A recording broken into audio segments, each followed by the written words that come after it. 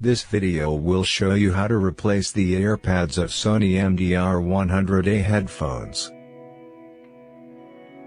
First, pry off the Earpads.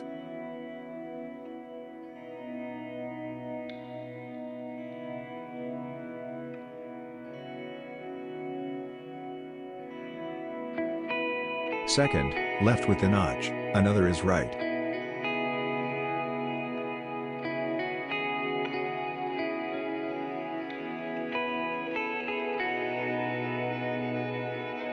Third, align the Earpads to the headphone mount.